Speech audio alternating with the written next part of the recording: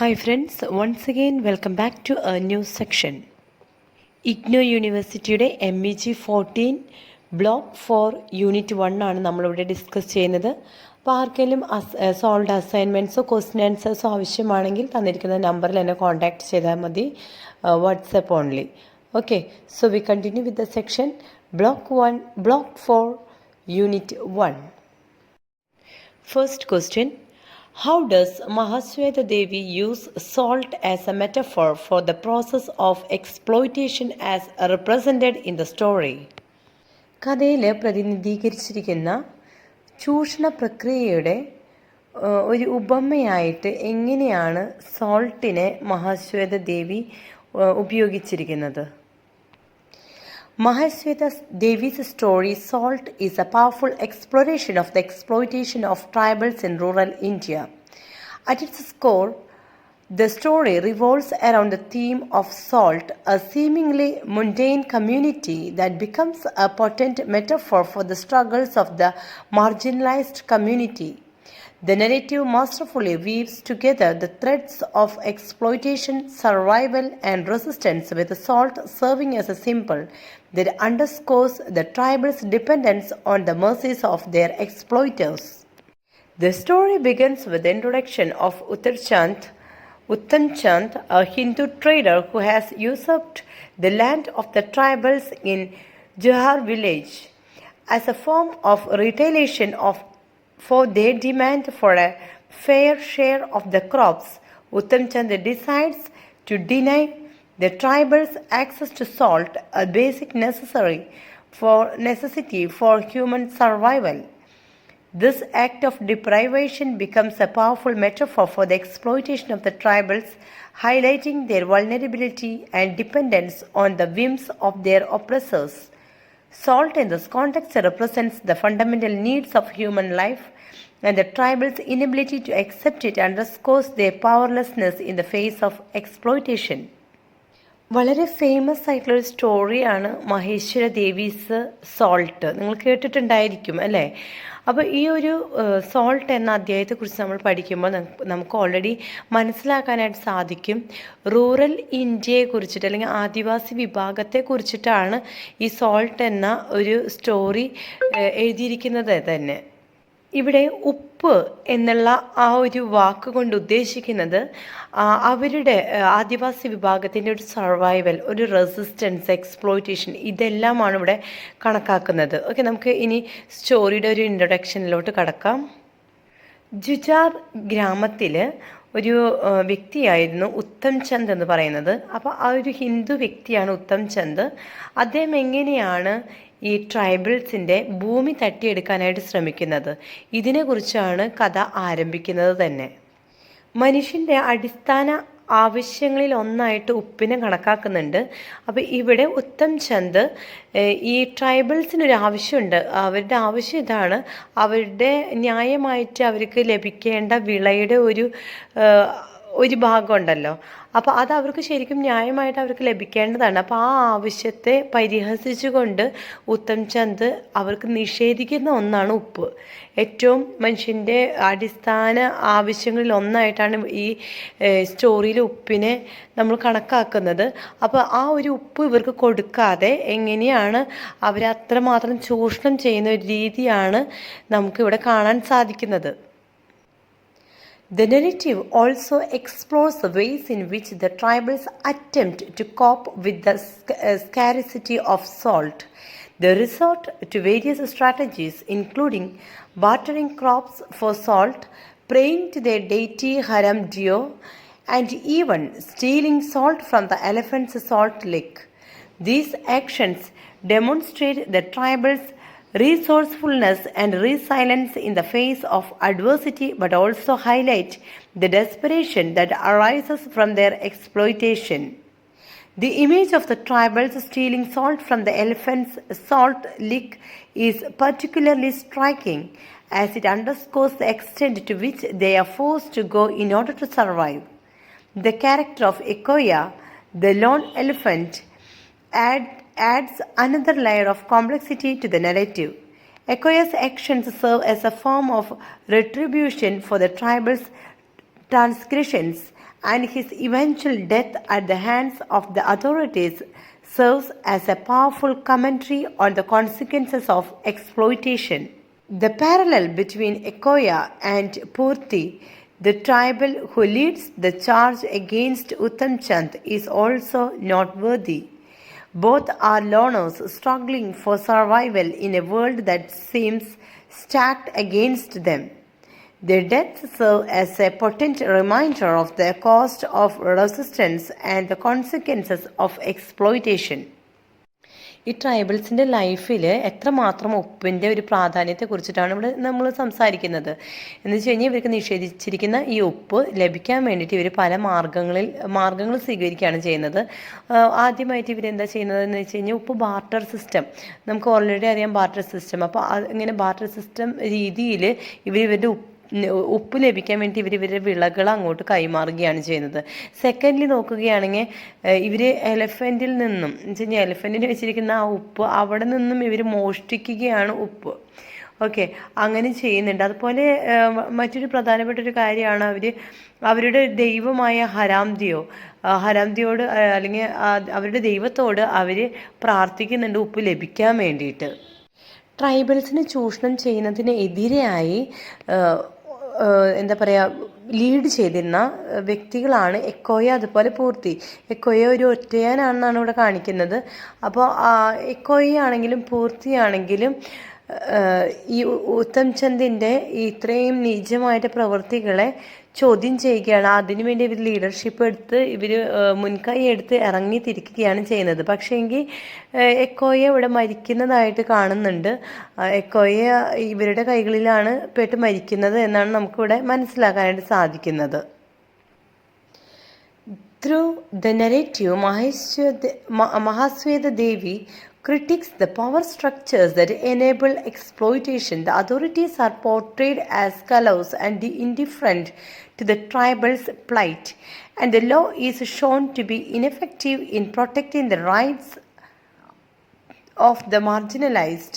The story highlights the nexus between politics, power, and exploitation and underscores the need for systematic change to address the injustices faced by the tribals. The use of salt as a metaphor for exploitation is also significant because it highlights the ways in which basic necessities can become luxurious for the marginalized. Salt, a staple commodity in most Indian households, becomes a scarce resource for the tribals, underscoring the precarious nature of their existence. The narrative suggests that the exploitation of the tribals is not just economic or political, but also existential. Their very survival is dependent on the whims of their oppressors, and their access to basic necessities like salt is contingent upon their compliance. Mahasweta ദേവി ഇവിടെ critic ചെയ്യുന്നത് അധികാരത്തെയും രാഷ്ട്രീയത്തെയുമാണ്. എങ്ങനെയാണ് ഇവർ tribals കമ്മ്യൂണിറ്റിയെ നിഷേധിക്കുന്നത്, അവരുടെ ആവശ്യങ്ങളെ നിഷേധിക്കുന്നത്, അല്ലെങ്കിൽ അവരെ തള്ളിക്കളയുന്ന രീതിയെയാണ് ഇവിടെ കാണിക്കുന്നത്. അവർ മനുഷ്യന്മാരാണല്ലോ, അവർക്കും ജീവിക്കേണ്ടേ. പക്ഷേ എങ്കിൽ ഹൈ ക്ലാസ് ആൾക്കാർക്ക് മാത്രമേ ഇവിടെ പ്രാധാന്യം നൽകുന്നുള്ളൂ. അതുകൊണ്ടാണല്ലോ സോൾട്ട് പോലുള്ള ഏറ്റവും പ്രധാനപ്പെട്ട ഇവരുടെ ഒരു ആവശ്യം അവർ നിഷേധിക്കുന്നത്. അപ്പോൾ ഇവിടെ സ്റ്റോറി ഹൈലൈറ്റ് ചെയ്യുന്നത് പൊളിറ്റിക്സ്, പവർ, എക്സ്പ്ലോയിറ്റേഷൻ ഇതൊക്കെ തന്നെ എങ്ങനെയാണ് വളരെ മോശമായിട്ട് കൈകാര്യം ചെയ്യുന്നത്, പ്രത്യേകിച്ചും ഈ ആദിവാസി വിഭാഗമായിട്ടുള്ള ആൾക്കാരെ എങ്ങനെയാണ് ചൂഷണം ചെയ്യുന്നത് എന്നൊക്കെയാണ് നമുക്ക് ഈ ഒരു സ്റ്റോറിയിൽ കൂടെ പറഞ്ഞു തരുന്നത്. അപ്പോൾ ഇവിടെ ഉപയോഗിച്ചിരിക്കുന്ന മെറ്റഫോർ, ഈ സോൾട്ട് എന്ന മെറ്റഫോർ എത്രമാത്രം ഈ ഒരു കഥയിൽ പ്രാധാന്യം നൽകുന്നുണ്ടെന്ന് ചോദിച്ചു കഴിഞ്ഞാൽ നമുക്ക് ഇത്രയും പറയാനായിട്ട് സാധിക്കും. ആദിവാസി വിഭാഗമായിട്ടുള്ള ഈ ഒരു കൂട്ടം ജനങ്ങൾക്ക് സാമ്പത്തികമായിട്ടും രാഷ്ട്രീയമായിട്ടുള്ള മാത്രമുള്ള കാര്യങ്ങളല്ല ഇവരിവിടെ നിഷേധിക്കുന്നത്, മറിച്ച് ഏറ്റവും അടിസ്ഥാനപരമായിട്ടുള്ള ഇവരുടെ ആവശ്യങ്ങൾ പോലും നിറവേറ്റി കൊടുക്കാനായിട്ട് സാധിക്കാത്ത ഒരു രാജ്യമാണ് ഇന്ത്യ എന്ന് കൂടിയാണ് ഇവിടെ കാണിക്കുന്നത്. The story's ending, in which the headman returns to his village, aware that the authorities will never understand the struggles of the tribals, is a powerful commentary on the disconnect between the marginalized and the powerful. The headman's realization that someone else was responsible for the deaths of the tribals and Ekoya underscores the systematic nature of exploitation and the need for accountability. The narrative concludes on a note of despair, but also hints at the possibility of resistance and change. In conclusion, Mahashweta Devi's use of salt as a metaphor for exploitation in the story is a powerful commentary on the struggles of the marginalized. The narrative highlights the ways in which basic necessities can become luxurious for the poor, and the consequences of exploitation can be devastating. Through the story, Mahashweta Devi critiques the power structures that enable exploitation and underscores the need for systematic change to address the injustice faced by the tribals. The use of salt as a metaphor adds a layer of complexity to the narrative, highlighting the existential nature of the tribals' struggle and the need for recognition and accountability. ഈ ഒരു സ്റ്റോറിയുടെ അവസാന ഭാഗം എന്ന് പറയുന്നത് heart touching ആണ്. ഇവിടുത്തെ ഗ്രാമത്തിലെ തലവൻ അദ്ദേഹം തിരിച്ച് ഗ്രാമത്തിലോട്ട് പോരുകയാണ്. എങ്ങനെയാണെന്ന് വെച്ചാൽ അദ്ദേഹത്തിന് മനസ്സിലാവുകയാണ് ഇനി ഈ ഹൈ ക്ലാസ് പീപ്പിളോട് ഒന്ന് സംസാരിച്ചിട്ട് അല്ലെങ്കിൽ ഈ അധികാരികളോട് എന്ത് പറഞ്ഞാലും അവർക്ക് മനസ്സിലാവില്ല. നമ്മളുടെ വിഭാഗത്തിൽപ്പെട്ട ട്രൈബൽസിൻ്റെ ഈ ഒരു വിഭാഗത്തിൽപ്പെട്ട അവരുടെ എക്കോയ എന്ന് പറയുന്ന മനുഷ്യൻ്റെ ആയാലും എക്കോയ എന്ന് പറയുന്ന ആളുടെ ആയാലും അതുപോലെ തന്നെ മറ്റ് കുറച്ച് ആദിവാസി വിഭാഗങ്ങളുടെ ആയാലും അവരുടെയൊക്കെ മരണത്തിന് ഉത്തരവാദി വേറെ ആരോ ആണ് എന്നുള്ള ഒരു രീതിയാണ്. എന്ന് വെച്ച് കഴിഞ്ഞാൽ കൊന്നവരാര് എന്നുള്ള ചോദ്യത്തിന് അവിടെ ഉത്തരം നൽകുന്നില്ല. അപ്പോൾ അവർക്ക് ക്ലിയർ കട്ടാണ് അവരും മാർജിനലൈസ്ഡ് ആയിട്ടുള്ള ഇവരും ഈ ഹൈ ക്ലാസ്സും തമ്മിൽ അല്ലെങ്കിൽ ഈ അതോറിറ്റിയും തമ്മിൽ വലിയ ഒരു വ്യത്യാസമുണ്ട്. അവർ ഇടയിലൊരു വലിയ ഗ്യാപ്പ് ഉണ്ട്. അപ്പോൾ അവരുമായിട്ട് നമുക്ക് ഒത്തു പോകാനായിട്ട് സാധിക്കില്ല എന്നുള്ള കാര്യം ഇവിടെ ബോധ്യപ്പെടുകയാണ് ചെയ്യുന്നത്. ഇതിൻ്റെ അവസാന ഭാഗത്ത് നമുക്ക് മറ്റൊരു കാര്യം കൂടി കൺക്ലൂഡ് ചെയ്യാനുണ്ട്. ഒരു നിരാശഭാവമാണ് ഇവിടെ കൺക്ലൂഡ് ചെയ്യുമ്പോൾ. പക്ഷേ വേറൊരു ഹിൻറ്റും കൂടി നൽകുന്നുണ്ട്. Possibility of resistance and change. Okay, ഇതൊക്കെ പ്രതിരോധിക്കാനും അല്ലെങ്കിൽ ഇതൊക്കെ മറികടക്കാനും ഒരു മാറ്റത്തിനുള്ള സാധ്യതകൾ ഇനിയും കാണുന്നുണ്ട് എന്നുള്ളൊരു പോസിബിലിറ്റി, ഒരു പ്രത്യാശയും കൂടെ ഇതിനവസാനം നമുക്ക് കാണാനായിട്ട് സാധിക്കും. ഫൈനലി ഇൻ കൺക്ലൂഷൻ നമുക്ക് മനസ്സിലാക്കാൻ സാധിക്കുന്ന മഹാശ്വേത ദേവിയുടെ വളരെ പവർഫുള്ളായിട്ടുള്ള ഒരു സ്റ്റോറിയാണ് സോൾട്ട്. ഇതിലൂടെ നമുക്ക് വ്യക്തമായിട്ട് മനസ്സിലാക്കാനായിട്ട് സാധിക്കും മാർജിനലൈസ്ഡ് ആയിട്ടുള്ള ആൾക്കാരും അതോറിറ്റിയും തമ്മിലുള്ള ഒരു വ്യത്യാസം. എങ്ങനെയാണ് നമ്മൾ ഈ അതോറിറ്റി ട്രൈബൽസിനെ ചൂഷണം ചെയ്തിരിക്കുന്നത്, എസ്പെഷ്യലി ഫോർ എന്താ പറയുക, ഏറ്റവും അടിസ്ഥാന ഘടകമായിട്ടുള്ള സോൾട്ട്, ഉപ്പ് പോലും ഇവർക്ക് നൽകാതെ ഉള്ള ആ ഒരു അവസ്ഥ. പിന്നെ ഇവരുടെ ട്രൈബൽസിൽ ഒത്തിരി പേര് കൊല്ലപ്പെട്ടു. അപ്പോൾ അതിനൊന്നും ഉത്തരവാദിത്തം ആരും ഏറ്റെടുക്കുന്നില്ല. അങ്ങനെ അവരുടെ വില്ലേജ് തലവൻ പോലും വളരെ വിഷമത്തോടെ തിരിച്ചു പോരേണ്ടി വരുന്ന ഒരവസ്ഥയൊക്കെയാണ് നമ്മൾ ഇതിൽ ചിത്രീകരിച്ചിരിക്കുന്നത്. Second question, discuss the significance of Ekoya in the critique of contemporary structures of power in Mahashweta Devi's Salt. Mahasweta ദേവിയുടെ സോൾട്ട് എന്ന കഥയിൽ എങ്ങനെയാണ് എക്കോയ പവർഫുൾ സ്ട്രക്ചേഴ്സിനെതിരെ പ്രവർത്തിച്ചത് അതിനെക്കുറിച്ചായിട്ടാണ് നമുക്കിവിടെ ഡിസ്കസ് ചെയ്യാനുള്ളത്. In Mahashweta Devi's story, Salt, Ekoya, the lone elephant, plays a pivotal role in critiquing contemporary structures of power. Through Ekoya's character, Mahashweta Devi highlights the complex relationship between humans and animals, as well as the ways in which power operates in rural India. Ekoya's introduction in the story serves as a turning point in the narrative, as the tribal's desperation for salt leads them to steal from the elephant's salt lick. Ekoya's actions in response to the tribal's transgressions serve as a form of retribution, underscoring the consequences of their actions. However, Ekoya's character goes beyond mere symbolism, as Mahashweta Devi invest him with human-like qualities, making him a complex and nuanced figure.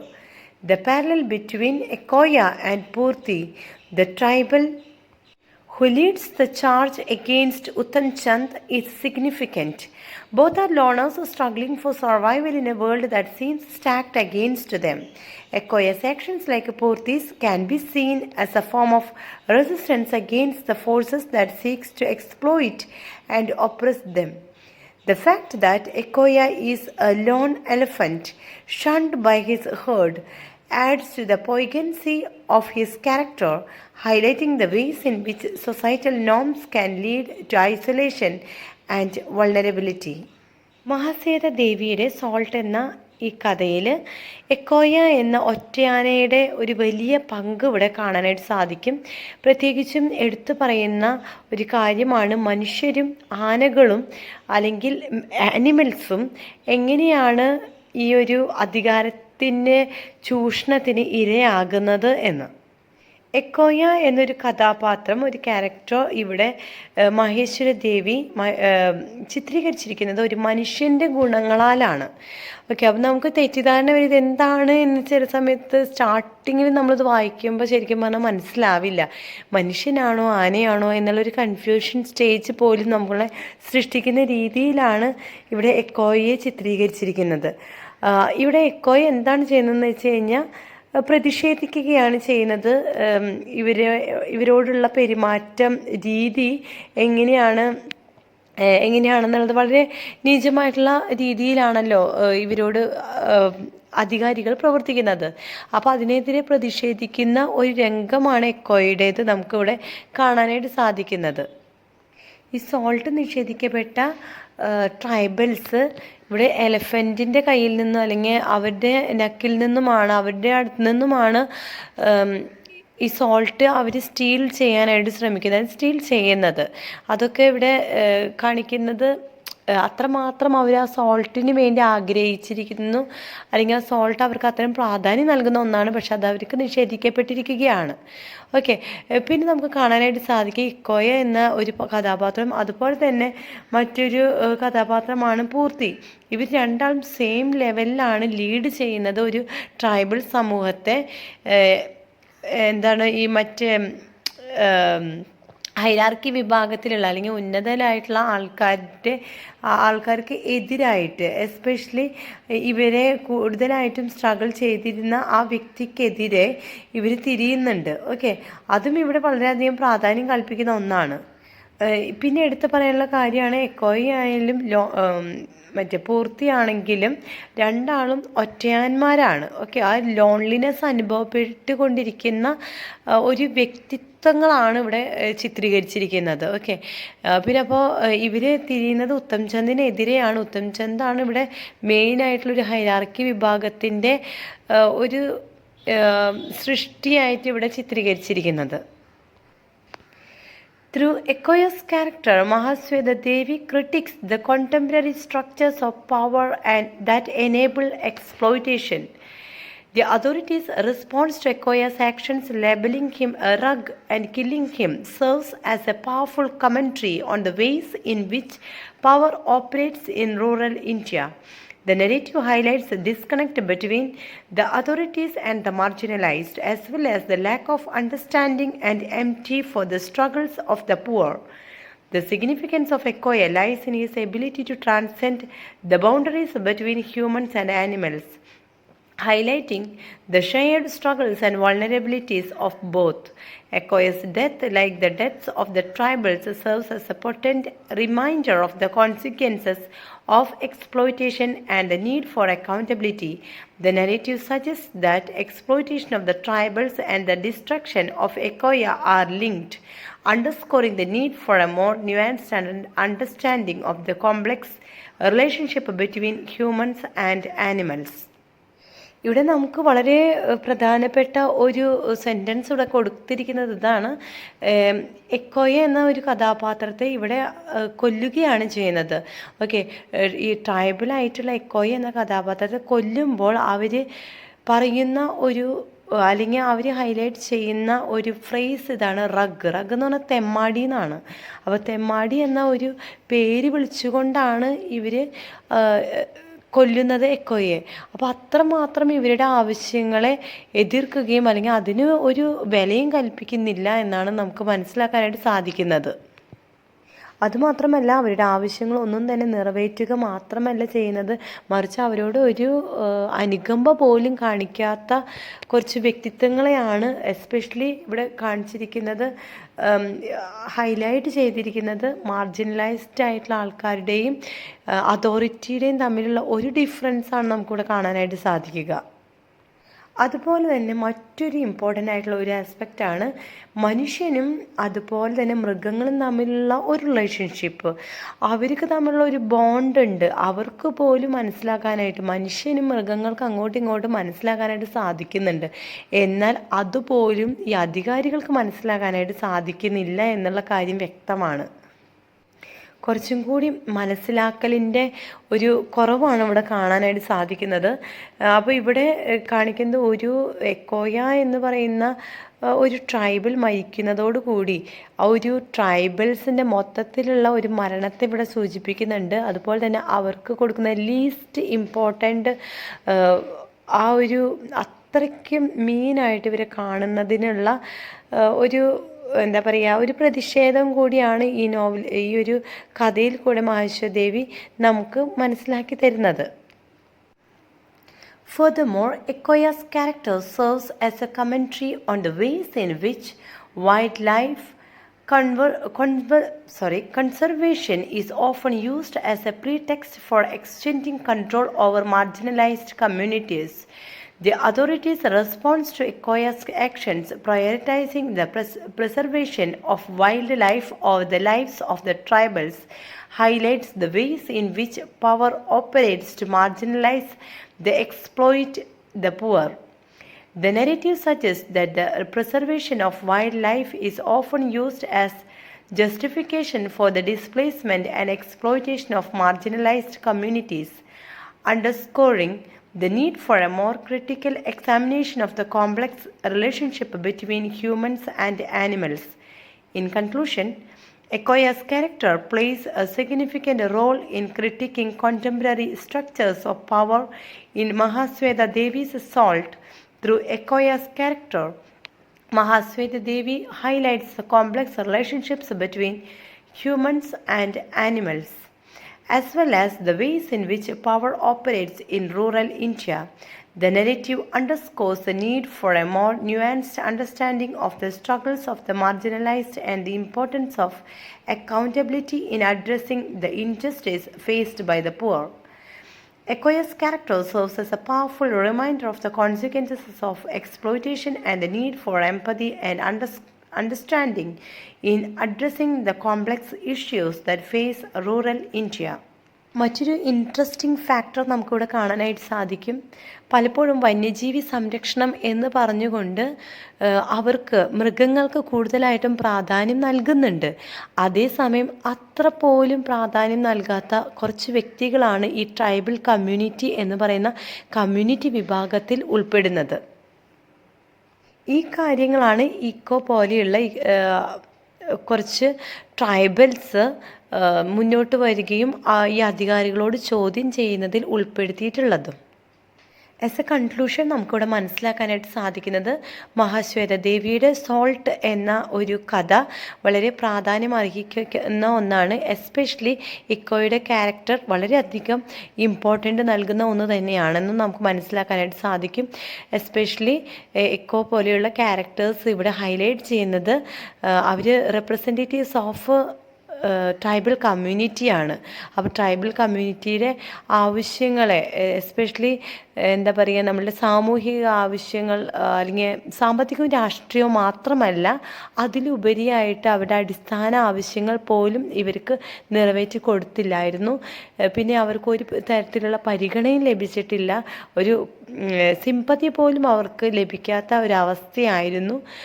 ഇവരെക്കാട്ടിലും കൂടുതലായിട്ട് എന്ന് വെച്ച് കഴിഞ്ഞാൽ tribal കമ്മ്യൂണിറ്റിയിലെ ആൾക്കാരെക്കാട്ടിലും കൂടുതലായിട്ട് കുറച്ചും കൂടി പരിഗണന മൃഗങ്ങൾക്ക് കിട്ടുന്നുണ്ട് എന്നും കൂടി നമുക്ക് കാണാനായിട്ട് സാധിക്കും. അതേസമയം മൃഗങ്ങളും മനുഷ്യരും തമ്മിലുള്ള ഒരു ബന്ധത്തെയും ഇവിടെ മനസ്സിലാക്കാനായിട്ട് സാധിക്കുന്നുണ്ട്. മനുഷ്യന്മാരെ പോലെ തന്നെ മൃഗങ്ങൾക്കും അങ്ങോട്ടും ഇങ്ങോട്ടും മനസ്സിലാക്കാൻ സാധിക്കും. പക്ഷേ എങ്കിൽ അത്ര പോലും അധികാരികൾക്ക് ഈ ട്രൈബൽസിനെ മനസ്സിലാക്കാനായിട്ട് സാധിക്കുന്നില്ല. ഇത്രയുമാണ് നമ്മുടെ ഈ ഒരു ക്വസ്റ്റ്യൻ ആൻസറിൽ കവർ ചെയ്യുന്നത്. So let's go to the next question. Third question, comment on the deployment of history as an instrument of social criticism in the narrative. Salt എന്ന ഈ ഒരു സ്റ്റോറിയിൽ സാമൂഹിക വിമർശനങ്ങളെ കുറിച്ചിട്ടാണ് നമ്മളിവിടെ ഡിസ്കസ് ചെയ്തുകൊണ്ടിരിക്കുന്നത്. അപ്പോൾ ഇവിടെ നമുക്ക് ഹിസ്റ്ററിയും കൂടെ ഉൾപ്പെടുത്തിക്കൊണ്ട് അതിനെ എങ്ങനെ ഹിസ്റ്ററിയും കൂടി നമുക്കൊന്ന് കണക്ട് ചെയ്തുകൊണ്ട് ഡിസ്കസ് ചെയ്യാം. Mahasweta Devis narrative deploys history as a powerful instrument of social criticism, shedding light on the struggles and injustice faced by marginalized communities, particularly tribals. By weaving historical events and contexts into the narrative, Devi masterfully critiques the power structures that enable exploitation. Historical context. The story Salt is set against the backdrop of the Coal Revolt of 1831 and the subsequent exploitation of tribals by Hindu traders. Devi draws parallels between historical events and the contemporary struggles of the tribals, highlighting the ongoing nature of oppression. This historical context serves as a foundation for her social critique, emphasizing the need to understand the past to address present-day injustice. Mahasweta ദേവിയുടെ salt എന്ന ഈ ഒരു കഥ വളരെ പവർഫുള്ളായിട്ടുള്ള സാമൂഹ്യ വിമർശനങ്ങൾ ഉൾപ്പെടുത്തിക്കൊണ്ടുള്ള ഒരു കഥയാണ്. അപ്പോൾ ഇതിനൊരു historical context sure and certain ഉണ്ട് അല്ലേ. അപ്പോൾ അതാണ് നമുക്കിവിടെ ഡിസ്കസ് ചെയ്യാനുള്ളത്. നമുക്ക് പറയുകയാണെങ്കിൽ മാർജിനലൈസ്ഡ് ആയിട്ടുള്ള ഈ ഒരു എന്താ പറയുക, താഴ്ന്ന വിഭാഗത്തിൽ അല്ലെങ്കിൽ ആദിവാസി വിഭാഗത്തിൽപ്പെടുന്ന ആൾക്കാരെ ഉദ്ദേശിച്ച് അല്ലെങ്കിൽ അവരുടെ ഒരു അടിച്ചമർത്തലുകളെ ഉൾപ്പെടുത്തിക്കൊണ്ടുള്ള ഒരു സ്റ്റോറിയാണിത്. 1831 കോൾ റിവോൾട്ട് നടന്നിരുന്നു. അപ്പോൾ ആ ഒരു സംഭവത്തെ ബേസ് ചെയ്തിട്ടാണ് ഈ ഒരു സ്റ്റോറി മഹാശ്വേത ദേവി എഴുതിയിരിക്കുന്നത്. അപ്പോൾ ഇവിടെ പറയുമ്പോൾ അന്നത്തെ കാലത്തെ ഹിന്ദുവിലെ അധികാരികളായിട്ടുള്ള അല്ലെങ്കിൽ ഹിന്ദുസിൽ കുറച്ചും കൂടി മേലെ തട്ടിൽ കിടക്കുന്ന എന്ന് പറയുക ഹൈറാർക്കി ലെവലിൽ കിടക്കുന്ന ആൾക്കാരുണ്ടല്ലോ, അവർ ഈ ട്രൈബൽസിനെ എങ്ങനെയാണ് ചൂഷണം ചെയ്തത് എന്നതാണ് ഈ ഒരു കഥയിലൂടെ നമുക്ക് വ്യക്തമാക്കി തരുന്നത്. അതുപോലെ തന്നെ ഇന്നത്തെ ഈ ചരിത്രവും ഇന്നത്തെ ഈ ഒരു കാലഘട്ടത്തെയും എന്നുവെച്ചാൽ ഭൂതകാലവും പ്രസൻറ്റ് കാലവും തമ്മിലൊന്ന് ഇടപഴകിക്കൊണ്ട് കൂടി മഹാശ്വേത ദേവി ഇവിടെ സംസാരിക്കുന്നുണ്ട്. ഇപ്പോഴും നടന്നുകൊണ്ടിരിക്കുന്ന കുറേയധികം ചൂഷണത്തിൻ്റെ കാര്യങ്ങൾ ഈ ഹിസ്റ്ററി ആയിട്ട് ഒന്ന് കണക്ട് ചെയ്ത് കഴിഞ്ഞാൽ കുറച്ചും കൂടി ഇമ്പ്രൂവ്മെൻറ്റ് അല്ലെങ്കിൽ ചേഞ്ച് നമ്മുടെ സൊസൈറ്റിയിൽ വരുത്താനായിട്ട് സാധിക്കും എന്നതാണ് ഇതിലെ ഒരു സാരാംശം. Critique of power structures. Devi's narrative critiques the power structures that perpetuate exploitation, including the nexus between politics, power, and land ownership. The character of Uttam Chand, a Hindu trader who has usurped the land of the tribals, exemplifies the ways in which historical injustice continues to shape contemporary power dynamics. The authorities' response to the tribals' demands and echoes actions further underscores the disconnect between the powerful and the marginalized. Narrative technique. Devi's use of narrative techniques such as symbolism and metaphor adds depth to her social critique. The salt lick, for instance, serves as a potent symbol of the tribals' struggle for survival and the consequences of exploitation. Echo's character, meanwhile, represents the voiceless and oppressed, highlighting the need for empathy and understanding. ഇനി അധികാര ഘടനയെക്കുറിച്ച് നമുക്കൊന്ന് നോക്കാം. രാഷ്ട്രീയവും അധികാരവും അതുപോലെ തന്നെ ഭൂവുടമസ്ഥതയും ഇവർ തമ്മിലുള്ള ഈ മൂന്നും തമ്മിലുള്ള ഒരു ലിങ്ക്, ബോണ്ടിനെ കുറിച്ചിട്ടാണ് നമുക്ക് ഇവിടെ മനസ്സിലാക്കാനായിട്ട് സാധിക്കുന്നത്. ഈ മൂന്നും കൂടി ചേരുമ്പോൾ ഇവിടെ എന്താ സംഭവിക്കുന്നതെന്ന് വെച്ച് കഴിഞ്ഞാൽ ചൂഷണമാണ് സംഭവിക്കുന്നത്, അല്ലെങ്കിൽ ഒരു വയലൻസാണ് ശരിക്കും പറഞ്ഞു കഴിഞ്ഞാൽ. അങ്ങനെ തന്നെ നമുക്ക് പറയാം. അത്രയും ഒരു വിശുദ്ധമല്ലാത്ത അല്ലെങ്കിൽ ഒരു നല്ല പ്രവൃത്തികളല്ല ഇവിടെ സംഭവിക്കുന്നത്. വളരെ മോശപ്പെട്ട കാര്യങ്ങളാണ് ഇവിടെ സംഭവിച്ചുകൊണ്ടിരിക്കുന്നത്. ഉത്തം ചന്ദ് എന്ന ഒരു ഹിന്ദു വ്യക്തിയെക്കുറിച്ച് നമ്മളിവിടെ പരാമർശിക്കുന്നുണ്ട്. എസ്പെഷ്യലി അദ്ദേഹത്തിൻ്റെ ഒരു ക്യാരക്ടർ എന്ന് പറഞ്ഞു കഴിഞ്ഞാൽ ട്രൈബൽസിൻ്റെ ഭൂമി തട്ടിയെടുത്തിട്ടാണ് അദ്ദേഹം ഈ നീചമായിട്ടുള്ള പ്രവൃത്തികൾ ചെയ്തുകൊണ്ടിരിക്കുന്നത്. ഈ അധികാരിയായിട്ടുള്ള ഇത്തരത്തിലുള്ള ആൾക്കാർ എന്താ ചെയ്യുന്നതെന്ന് വെച്ച് കഴിഞ്ഞാൽ ഈ ട്രൈബൽസിൻ്റെ ആവശ്യങ്ങളെ കണ്ടിട്ടും കാണാത്ത പോലെ അത് അവഗണിച്ചുകൊണ്ട് നടക്കുകയാണ്. അപ്പോൾ ഇത് ചരിത്രമാണ്, പക്ഷെ അത് ഇന്നും പ്രാവർത്തികമാണ് എന്നുള്ള കാര്യം നമ്മൾ മറക്കാതിരിക്കുക. വിച്ച് മീൻസ് ഇന്നും അതിങ്ങനെ നിലനിന്ന് പോകുന്നുണ്ട്. ഇത്തരത്തിലുള്ള കുറേ അധികം ഇപ്പം ഈ ഒരു കാര്യമായിരിക്കില്ല, ഇതുപോലെയുള്ള കുറേയധികം ഹിസ്റ്റോറിക്കൽ കോണ്ടെക്സ്റ്റിൽ നമ്മൾ നോക്കുകയാണ് പ്രസൻറ്റ് സിറ്റുവേഷനിൽ നമുക്ക് കാണാനായിട്ട് സാധിക്കും. അതുപോലെ ദേവി യൂസ് ചെയ്തിട്ടുള്ള സിംബോളിസംസ്, ആ മെറ്റഫേഴ്സ് വളരെ പവർഫുൾ ആയിട്ടുള്ള മെറ്റഫേഴ്സാണ്.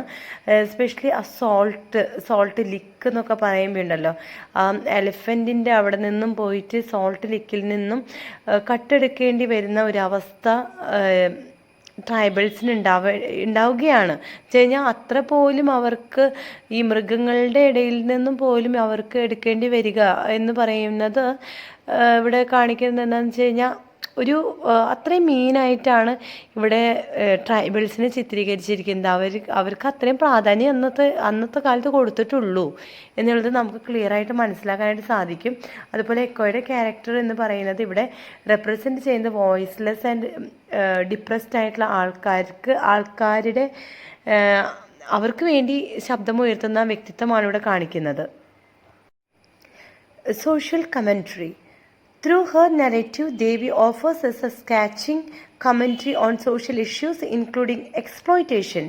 The narrative highlights the exploitation of tribals by powerful landowners and traders, emphasizing the need for systematic change. Injustice. Devi's story underscores the injustices faced by marginalized communities, including lack of access to basic necessities like salt. Power dynamics.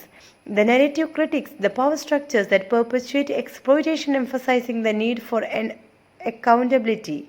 Impact.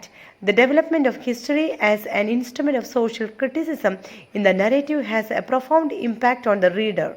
It raises awareness about the historical injustices faced by marginalized communities and their ongoing struggles. Encourages empathy. By humanizing the struggles of the tribals and Ekoya, Devi's narrative encourages readers to empathize with the marginalized. Prompts reflection. The narrative's critique of power structures and social injustice prompts readers to reflect on their own roles and perpetuating or challenging these systems. സാമൂഹികമായിട്ടുള്ള ഈ ആഖ്യാനങ്ങളെ അല്ലെങ്കിൽ ഈ കമൻട്രിയെ നമുക്ക് കുറച്ച് വിഭാഗങ്ങളായിട്ട് നമുക്ക് ആ issues ഒന്ന് നമുക്ക് നോക്കാം. എക്സ്പ്ലോയിറ്റേഷൻ അഥവാ ചൂഷണം ഇവിടെ ഹൈലൈറ്റ് ചെയ്യുന്നത് പവർഫുള്ളായിട്ടുള്ള ലാൻഡ് ഓണേഴ്സും ട്രേഡേഴ്സും. ഇവരെങ്ങനെയാണ് ഇത്തരത്തിലുള്ള സാധാരണക്കാരായിട്ടുള്ള മാർജിനലൈസ്ഡ് ആയിട്ടുള്ള ആൾക്കാരെ ചൂഷണം ചെയ്യുന്നത് എന്ന് ഒരു സോഷ്യൽ ആഖ്യാനത്തിൽ നമുക്ക് മനസ്സിലാക്കാൻ സാധിക്കും. അതുപോലെ ഇൻജസ്റ്റിസ്, അനീതിയാണ് ദേവിയുടെ ഈ ഒരു സ്റ്റോറിയിൽ നമുക്ക് കൃത്യമായിട്ട് മനസ്സിലാക്കുന്നുണ്ട്. എങ്ങനെയാണ് സാധാരണക്കാരായിട്ടുള്ള മാർജിനലൈസേഴ്സ് അല്ലെങ്കിൽ ഈ ട്രൈബൽസിന് അവരുടെ ബേസിക് നീഡ് പോലും ലഭ്യമാകാത്ത രീതിയിൽ അനീതി കാണിക്കുന്നത്. ഈ പവർ ഡൈനാമിക്സ്, പവർഫുള്ളായിട്ടുള്ള ആൾക്കാർ അല്ലെങ്കിൽ ആ പവർ സ്ട്രക്ചേഴ്സ് എങ്ങനെയാണ് അവരുടെ ഉത്തരവാദിത്തം അവർ കൃത്യമായിട്ട് ഇവിടെ പാലിക്കുന്നില്ല. അവരുടെ ഉത്തരവാദിത്തം എന്ന് പറയുന്നത് എന്താ പറയുന്നത്, അവർ ഒരു വിഭാഗം ആൾക്കാരെ മാത്രം ഫേവർ ചെയ്തുകൊണ്ടാണ് ഇവിടെ മുന്നേറിക്കൊണ്ടിരിക്കുന്നത്. ഈ ഒരു ക്വസ്റ്റ്യനിലെ ഇമ്പാക്റ്റ് ഓക്കെ, അതെന്താണ്, ഇതിൽ നിന്ന് നമുക്ക് എന്ത് ഗുണമാണുള്ളത് എന്ന് വെച്ച് കഴിഞ്ഞാൽ, എസ്പെഷ്യലി ഇത് വായിച്ചു കൊണ്ടിരിക്കുന്ന ഓരോ റീഡേഴ്സിനും ഇതുപോലെയുള്ള മാർജിനലൈസ്ഡ് ആയിട്ടുള്ള ട്രൈബൽസ് ആയിട്ടുള്ള വ്യക്തികളോട് കുറച്ചുകൂടി അനുകമ്പ കാണിക്കാനായിട്ട് സാധിക്കും. അതുപോലെ തന്നെ നമ്മളിലൊരു അവയർനെസ് ഇത് വളർത്തുന്നുണ്ട്. ഇതുപോലത്തെയുള്ള ഹിസ്റ്റോറിക്കൽ ഈവൻറ്റ്സ് ഒക്കെ നമുക്ക് കൊണ്ടുവരുമ്പോൾ നമുക്ക് കുറച്ചും കൂടി അവയർനെസ്, എങ്ങനെയാണ് നമ്മൾ നിൽക്കുന്ന ഈ ഒരു സൊസൈറ്റിയിൽ നമ്മൾ ഓരോരുത്തരും താമസിക്കുന്ന ആ സിറ്റുവേഷൻ, അതുമാത്രമല്ല ഒരു സൊസൈറ്റി എന്ന് പറയുന്നത് അതിലപ്പുറം മാർജിനലൈസ്ഡ് ആയിട്ടുള്ള ആൾക്കാർ കുറേ ബുദ്ധിമുട്ടി താമസിക്കുന്നുണ്ട്, ജീവിക്കുന്നുണ്ട്. അപ്പോൾ ആ ഒരു അവയർനെസ് നമുക്ക് കിട്ടാനായിട്ട് സാധിക്കും. സമൂഹത്തിലെ വേർക്കൂറൊക്കെ നമുക്ക് മനസ്സിലാക്കാനായിട്ട് പറ്റും. അതുപോലെ ഓരോ റീഡേഴ്സിനും ഈ ഒരു പവർ സ്ട്രക്ചറും സോഷ്യൽ ഇൻജസ്റ്റിസും തമ്മിലുള്ള ഒരു ഡിഫറൻസ് നമുക്ക് മനസ്സിലാക്കാനായിട്ട് സാധിക്കുന്നുണ്ട്. പിന്നെ റീഡേഴ്സിന് കുറച്ചും കൂടി ഇത് വായിച്ചതിന് ശേഷം കുറച്ച് നല്ല സ്റ്റെപ്പുകൾ എടുക്കാനായിട്ട്, കുറച്ചുകൂടി ചേഞ്ച്ഡ് സൊസൈറ്റിയെ വളർത്തി കൊണ്ടുവരാനായിട്ടും സാധിക്കും. In conclusion, Mahasweta Devi's narrative masterfully deploys history as an instrument of social criticism, shedding light on the struggles and injustices faced by marginalized communities. Through her narrative technique and social commentary, Devi critiques power structures as an instrument of social criticism in the narrative. Conclude ചെയ്യുമ്പോൾ നമുക്ക് മനസ്സിലാക്കാനായിട്ട് സാധിക്കുന്നുണ്ട് മഹാശ്വേത ദേവി എന്ന ഒരു narrator എങ്ങനെയാണ് ഈ സ്റ്റോറിയെ കൊണ്ടുപോയത്. Marginalised ആയിട്ടുള്ള ആൾക്കാരുടെ ഫേവർ ചെയ്തുകൊണ്ടും അതുപോലെ തന്നെ ഇതുപോലെയുള്ള കുറച്ച് അതോറിറ്റിയെ ക്രിട്ടിസൈസ് ചെയ്തുകൊണ്ടും സോഷ്യലി അല്ലെങ്കിൽ ഹിസ്റ്റോറിക്കലി നടന്ന കാര്യങ്ങൾ സമൂഹത്തിൽ എങ്ങനെയാണ് ക്രിട്ടിക്കായിട്ട് ക്രിട്ടിസൈസ് ചെയ്തുകൊണ്ട് നമുക്ക് മനസ്സിലാക്കാൻ സാധിക്കും എങ്ങനെയാണ് അതിൻ്റെ ഡിഫറൻസസും കാര്യങ്ങളൊക്കെ. ഇപ്പോൾ ഇത്രയും പറഞ്ഞാൽ നിങ്ങൾക്ക് മനസ്സിലായി എന്നാണ് ഞാൻ വിചാരിക്കുന്നത്. ഇനി അടുത്തൊരു ക്വസ്റ്റ്യൻ സിമ്പിളായിട്ട് നമുക്ക് പഠിക്കാവുന്നേ ഉള്ളൂ കേട്ടോ. Fourth question, salt combines stringent political comment with sophisticated literary technique. Discuss. നമ്മൾ നേരത്തെ ഈ സോൾട്ട് എന്ന നോവല് സാമൂഹികവും ഹിസ്റ്ററിയും ആയിട്ടൊന്ന് ബന്ധിപ്പിച്ച് നോക്കിയല്ലേ.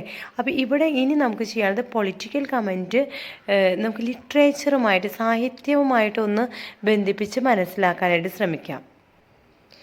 Mahasweta Devi's Salt is a masterful combination of stringent political comment and sophisticated literary technique. The story is a scathing critique of the exploitation of marginalized communities, particularly tribals, and the ways in which power operates to perpetuate their oppression. Through her narrative, Devi employs a range of literary techniques to convey the complexities of the tribal struggle and the consequences of exploitation. Stringent political comment. The story is a powerful critique of the power structures that enable exploitation. Devi highlights the ways in which the nexus between politics, power, and land ownership perpetuate the oppression of marginalized communities. The character of Uttam Chand, a Hindu trader who has usurped the land of the tribals, exemplifies the ways in which historical injustices continues to shape contemporary power dynamics. The narrative underscores the need for a systematic change and accountability in addressing the injustices faced by the tribals. Salt എന്ന മഹാശ്വേത ദേവിയുടെ ഈ ഒരു story പൊളിറ്റിക്കലായിട്ടുള്ള ഒരു കമൻറ്റും അതുപോലെ literary സാങ്കേതിക വിദ്യകളും സാഹിത്യപരമായിട്ടുള്ള കുറേയധികം സാങ്കേതിക വിദ്യകളും ഉപയോഗിച്ചുകൊണ്ട് തന്നെയാണ് ഈ ഒരു സ്റ്റോറി ക്രിയേറ്റ് ചെയ്തിട്ടുള്ളത്. നമുക്ക് ക്ലിയർ ആയിട്ട് മനസ്സിലായിട്ടുണ്ട് മാർജിനലൈസ്ഡ് ആയിട്ടുള്ള ഒരു വിഭാഗം ആൾക്കാരെ എങ്ങനെയാണ് അടിച്ചമർത്തപ്പെട്ട ഈ ആൾക്കാരുടെ കുറേയധികം പ്രശ്നങ്ങളെ നമ്മളിവിടെ മഹാശ്വേത ദേവി ഇവിടെ ചൂണ്ടിക്കാണിക്കുകയാണ്. ഓക്കെ, അപ്പോൾ അതിനായിട്ട് ഉപയോഗിച്ചിട്ടുള്ള കുറേ അധികം എന്താ പറയുക ലിറ്ററേച്ചർ അല്ലെങ്കിൽ ലിറ്റററി വേർഡ്സുകളോട് ഉപയോഗിക്കുന്നുണ്ട്. അല്ലെങ്കിൽ സാഹിത്യപരമായിട്ടുള്ള ഒത്തിരി അധികം കാര്യങ്ങൾ ഇതിലോട്ട് കൊണ്ടുവന്നിട്ടുണ്ട്. നമുക്കത് കൂടുതലായിട്ടും മനസ്സിലാക്കാൻ കാണാം. സ്ട്രിഞ്ചൻറ്റ് പൊളിറ്റിക്കൽ കമൻറ്റ് എന്ന് പറഞ്ഞു കഴിഞ്ഞാൽ ശക്തമായ രാഷ്ട്രീയ വ്യാഖ്യാനത്തെയാണ് ഇവിടെ സൂചിപ്പിക്കുന്നത്.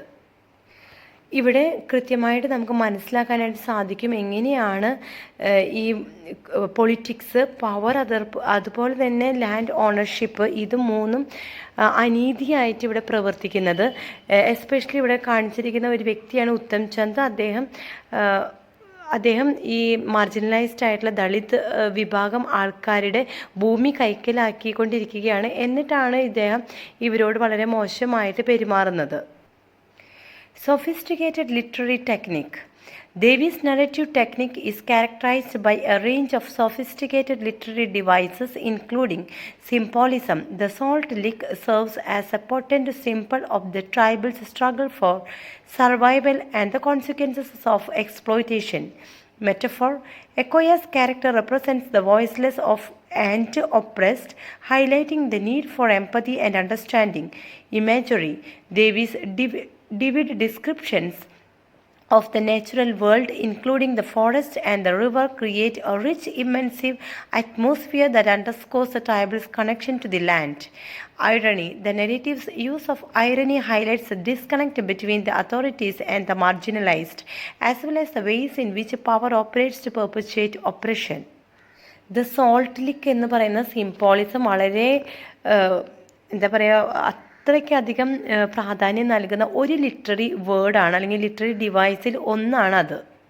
ആ സോൾട്ട് ലിക്ക് എന്ന് പറയുന്ന ആ ഒരു സിമ്പിളിൽ കൂടെ തന്നെ നമുക്ക് മനസ്സിലാക്കാൻ സാധിക്കും ട്രൈബൽസിൻ്റെ സ്ട്രഗിൾ, അവരുടെ ജീവിക്കാൻ മീൻസ് അവരുടെ സർവൈവലിനെ കുറിച്ചിട്ട് നമുക്ക് മനസ്സിലാക്കാനായിട്ട് സാധിക്കും. പിന്നെ ഉപയോഗിച്ചിരിക്കുന്ന മെറ്റഫറാണ് എക്കോയയുടെ ക്യാരക്ടർ.